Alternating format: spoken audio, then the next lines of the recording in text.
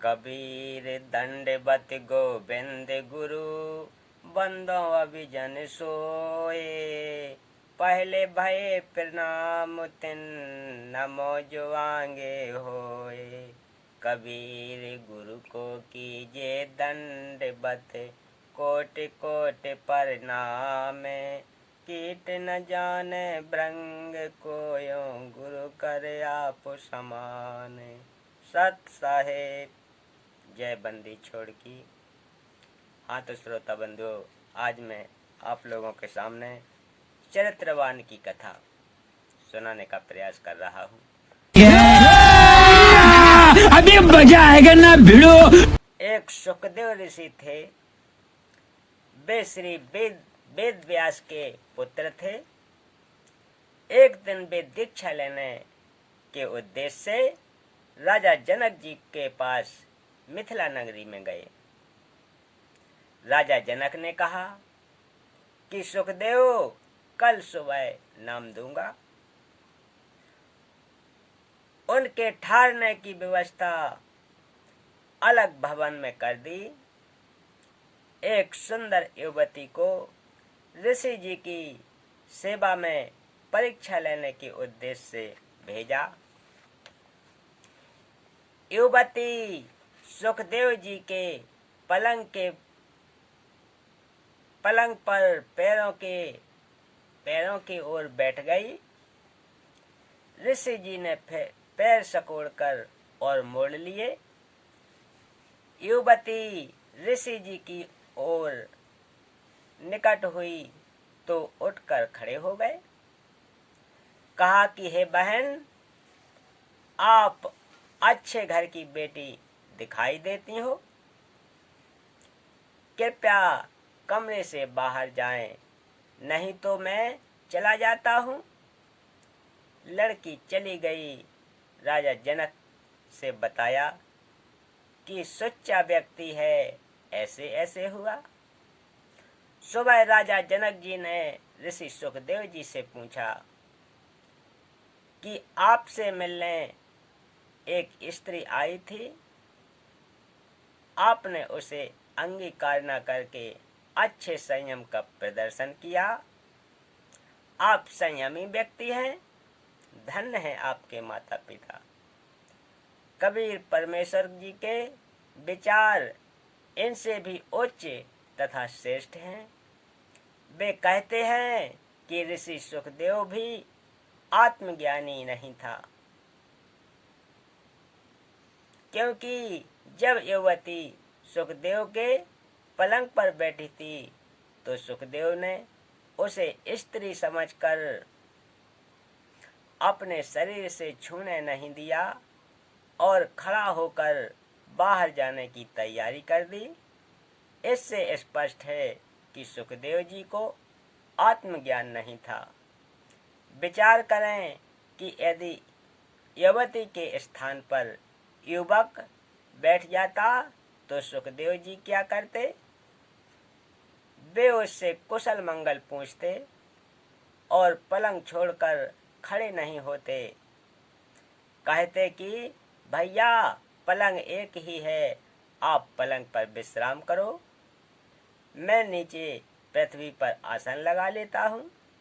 यदि युवक सब होता तो कहता कि ऋषि जी, नहीं ऋषि जी, आप पलंग पर विराजो, मैं पृथ्वी पर विश्राम करूँगा। परंतु युवती होने के कारण ऋषि सुखदेव को काम दोष के कारण भय लगा। कबीर परमेश्वर जी ने बताया है कि स्त्री तथा पुरुष आत्मा के ऊपर दो वस्त्र हैं।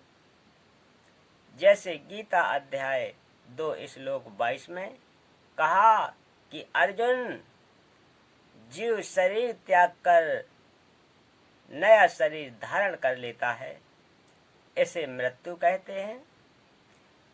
यह तो ऐसा है जैसे मनुष्य पुराने वस्त्र त्याग कर नए पहन लेता है। इसलिए आत्म तत्व को जान। एक गांव में सांग मंडली आई। कई दिन स्वांग किया।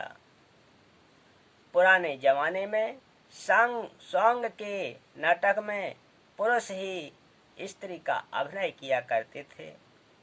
एक लड़का अपने साथी के साथ पहली बार स्वांग देखने गया। स्वांग में एक लड़के को लड़की के वस्त्र पहना रखे थे।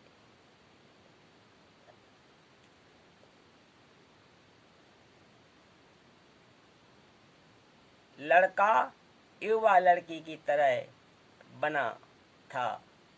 प्रथम बार लड़के ने अपने साथी, जो कई बार स्वांग देख चुका था, से कहा कि देख कितनी सुंदर युवती है। साथी बोला, यह युवती नहीं लड़का है। परंतु प्रथम बार गया लड़का मानने को तैयार नहीं। उसको अपने मित्र की बातों पर विश्वास नहीं हो रहा था। स्वांग के समाप्त होने के पश्चात सांगी अपने उस स्थान पर गए जहां ठहरे हुए थे। दोनों लड़के भी उनके साथ वहीं गए। उस लड़के ने, जो लड़की का स्वांग बनाए हुए था, अपने स्त्री वाले वस्त्र उतारकर खूंटी पर टांग दिए।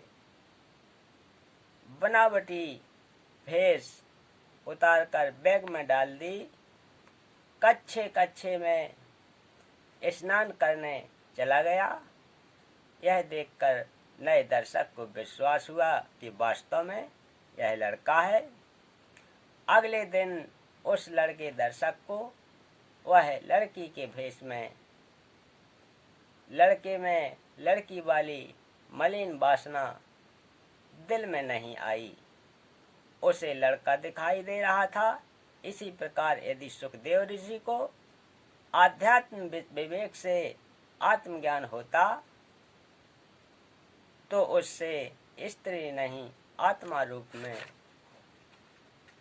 पुरुष समझकर कहता कि आप पलंग पर विराजो, मैं पृथ्वी पर विश्राम करता हूँ। साधु संत फकीर इस विचारधारा में जीवन जीते हैं, साधना करके मोक्ष प्राप्त करते हैं। बोलो सतगुरुदेव की जय। तो भक्तों, आज की कथा का प्रसंग यहीं समाप्त करते हैं। मिलते हैं अगली कथा में। तब तक